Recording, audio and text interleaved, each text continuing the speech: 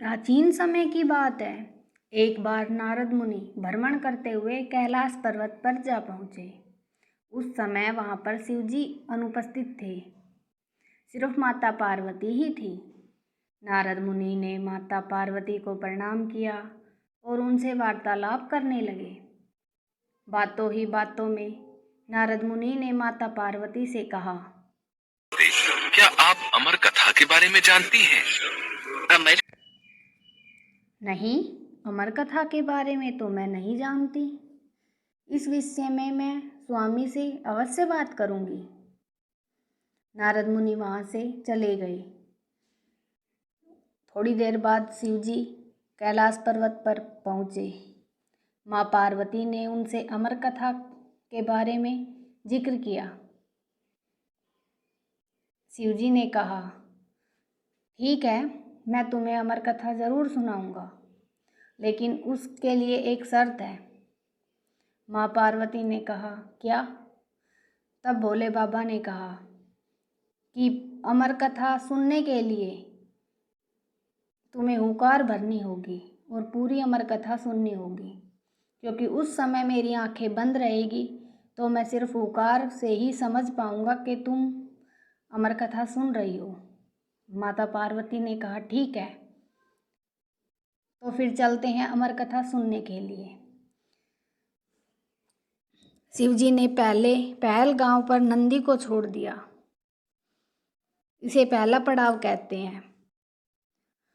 अपने जटाओं से चंद्रमा को चंद्र पहाड़ी पे रख दिया, इसे दूसरा पड़ाव कहते हैं।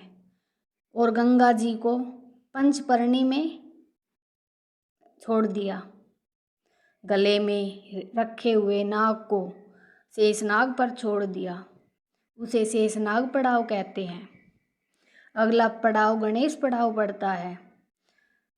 शिव जी ने अपने पुत्र गणेश को भी गणेश गुणा पर्वत पर छोड़ दिया, उसे गणेश पड़ाव कहते हैं। उसके बाद भोले बाबा ने अपने शरीर से पांचों तत्वों को त्याग दिया। पांचों तत्वों को त्यागने के बाद वो एक गुप्त गुफा में माता पार्वती के साथ उसने प्रवेश किया। वहाँ पर भोले बाबा माँ पार्वती को अमर कथा सुनाने लगे। अमर कथा सुनते समय बीच में माता पार्वती को निंद्रा आ गई और वो सो गई। लेकिन वहीं सुंदर कबूतरों का जोड़ा बैठा था। कबूतरों का जोड़ा हुंकार भरने लगा, हूँ हूँ हूँ की हुंकार भरने लगा। शिव जी समझ नहीं पाए, क्योंकि हुंकार की आवाज़ आ रही थी, तो शिव जी को पता नहीं चला कि माँ पार्वती सो गई है। जब अमर कथा पूरी हो गई तो शिव जी ने आंखें खोली और देखा कि माता पार्वती तो सो रही है, तो हुंकार कौन भर रहा है।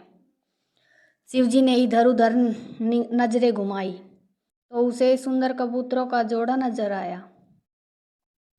शिव जी ने उन्हें मारने के लिए त्रिशूल उठाया।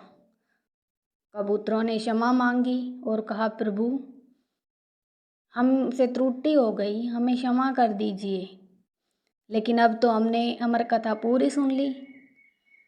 अगर आपने हमें नष्ट कर दिया या समाप्त कर दिया तो अमर कथा का महत्व समाप्त हो जाएगा। माँ पार्वती ने कहा, स्वामी, गलती मेरी है, मुझे ही बीच में निंद्रा आ गई थी। अब आप इन कबूतरों को माफ़ कर दीजिए। शिव जी ने कहा, ठीक है,